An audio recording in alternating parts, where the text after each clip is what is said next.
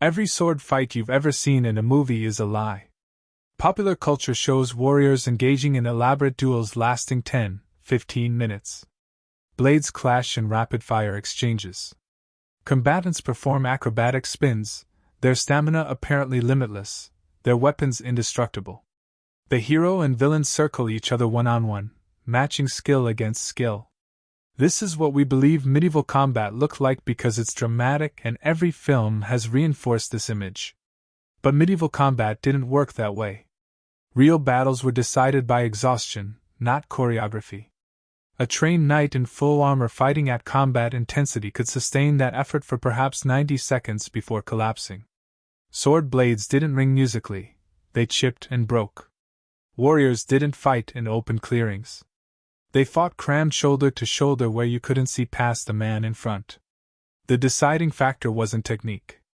It was who collapsed from heat exhaustion first. To understand why movie combat is fiction, consider what swinging a long sword actually demands.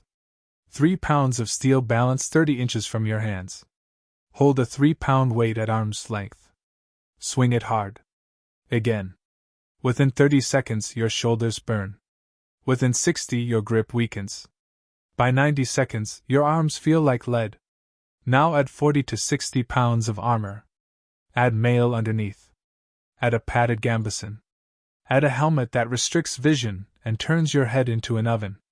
Then fight for your life. Medieval combat was a cardiovascular nightmare.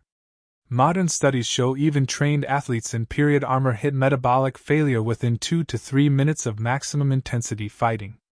Heart rate spikes above 180. Core temperature climbs. Lactic acid floods muscles. Fine motor control disintegrates. The fighters who survived understood combat was short, explosive engagements separated by desperate recovery. Picture battlefield reality. You're in the third rank of a formation. The man in front blocks your view. Men beside you press close. Your helmet limits vision to narrow slits. Air inside your armor is already stale and hot. Ahead, formations make contact. Screaming.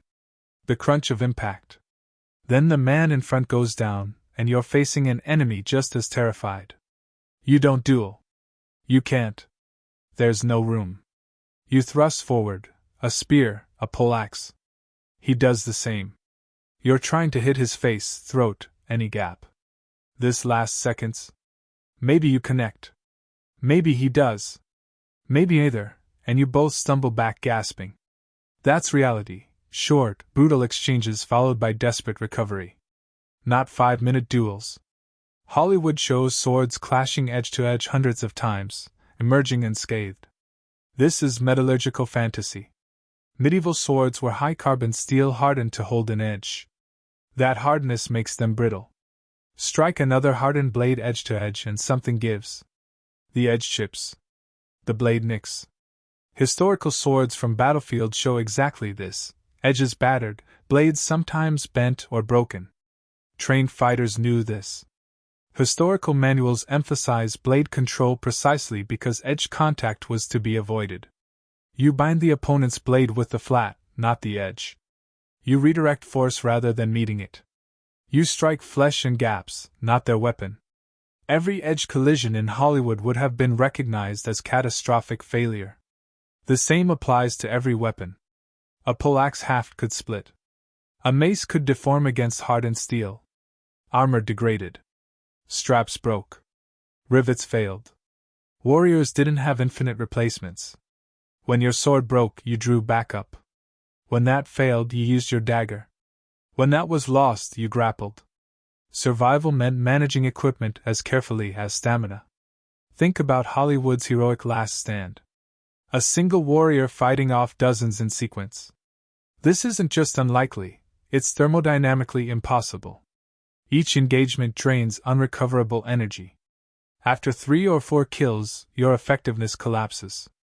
After 6, you're fighting on pure adrenaline. The idea someone could cut through 30 opponents is fantasy. Battlefield archaeology confirms this. Mass graves show most died from relatively few wounds, often a single fatal strike. Bodies show trauma from being hit while down. Combat casualties occurred when fighters lost cohesion, when formations broke, when exhausted men couldn't defend themselves. Victory came from maintaining discipline until the other side's cohesion collapsed. If you find this kind of myth-free medieval history as fascinating as we do, consider subscribing. Arms and Impact exists to explain how weapons and armor really worked, not how movies portray them. What this forced armies to develop was tactics built around managing exhaustion. Formations rotated fresh troops forward. Battles were structured as pushes separated by brief truces when both sides pulled back. Commanders understood troops had 10 to 15 minutes of maximum effectiveness before needing relief. The side that rotated fresh troops while enemies were exhausted won decisively. The real solution wasn't better conditioning, it was smarter force management. Medieval armies rediscovered what Rome knew: rotate fresh lines forward as front ranks tire. English longbowmen at Agincourt didn't shoot continuously. They shot in volleys, then recovered. Men-at-arms fought in short pulses. The consequence was that combat became less about skill and more about cohesion. A formation of moderately trained infantry maintaining discipline could defeat supposedly superior warriors fighting individually. The shield wall worked because it allowed each man brief active combat followed by recovery while neighbors engaged. Break the formation and exhaustion killed everyone within minutes. The myth of endless sword fights persists because reality is too brief for drama. A real fight between trained opponents lasts seconds. One mistake, one strike, and it's over. That doesn't sustain a film. So Hollywood gives us elaborate exchanges, fighters who never tire. We accept it because it's entertaining. But understanding real constraints reveals what warriors actually prioritized. They valued weapons that were simple, durable, effective when wielded exhausted. They valued armor that wouldn't fail after first impact.